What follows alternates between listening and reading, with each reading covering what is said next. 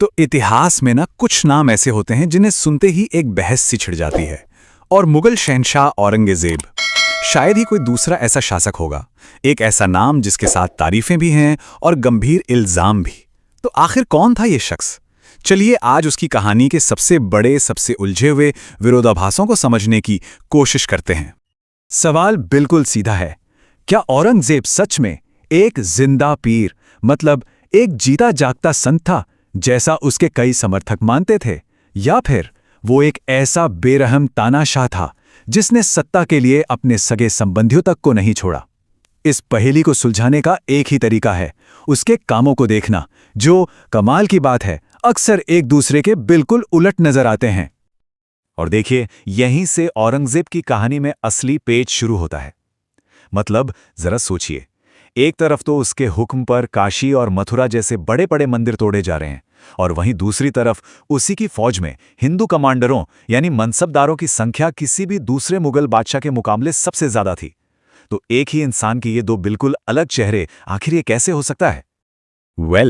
इस विरोधाभास को समझने की शुरुआत होती है उसके सत्ता तक पहुंचने के रास्ते से, जो सच कहें तो खून से सना हुआ था। ये किसी राजकुमार की सीधी साधी कहानी नहीं है, नहीं, ये एक शातिर और हां, एक बेरहम रणनीतिकार की बादशाह बनने की कहानी है। तो सीन कुछ ऐसा था, शहंशाह शाहजहां के थे 4 बेटे, और मुगलों में देखिए कोई फिक्स रूल तो था नहीं कि अगला राजा कौन बनेगा। तो इसका सीधा सा मतलब था भयंकर जंग। भाइयों के बीच ही जंग छिड़ना तय था, और इस जंग में जीतता वही जो सबसे काबिल और हां, सबसे बेरहम होता। और औरंगजेब ने इस खेल में कोई देरी नहीं की। उसने बहुत तेजी से अपने पत्ते चले। सबसे पहले उसने अपने सबसे बड़े भाई दारा शिकोह, जो शाहजहां के चहेते भी थे, उन्हें सामूगढ़ की लड़ाई में हरा दिया।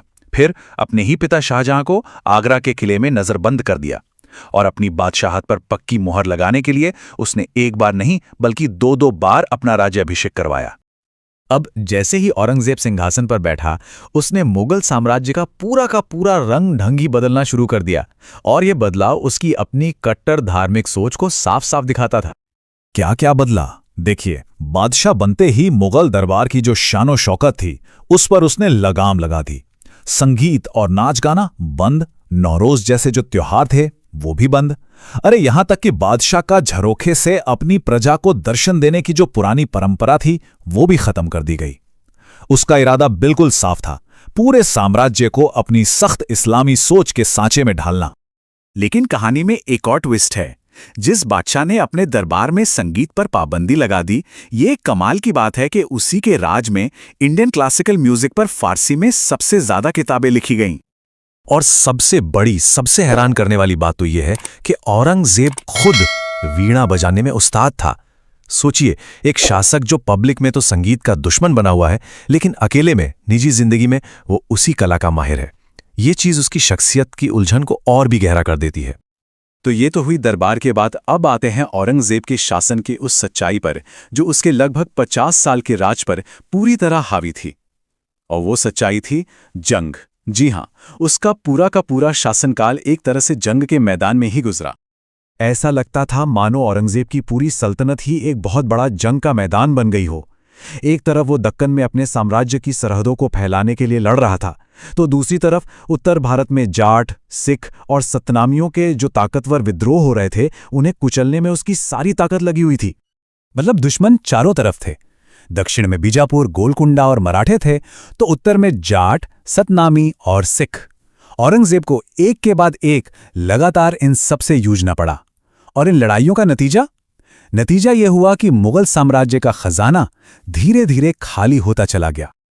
चलिए अब बात करते हैं उसके राज के सबसे ज्यादा विवादित पहलू की, यानी उसकी धार्मिक नीतियां। और हां, यही वो नीतियां हैं जिन पर आज भी सबसे तीखी बहस होती है। तो साल था 1679। औरंगजेब ने एक ऐसा फैसला लिया जिसने बहुत बड़ा विवाद खड़ा कर दिया। उसने जजिया टैक्स फिर से लगा दिया। याद होगा, ये वही टैक्स है जिसे अकबर ने हटा दिया था, और ये गैर मुस्लिमों से मिलिट्री सुरक्षा के नाम पर लिया जाता था। ये एक ऐसा कदम था जिसने लोगों को बहुत ज्यादा बांट दिया। और बात सिर्फ यहीं तक नहीं रुकी।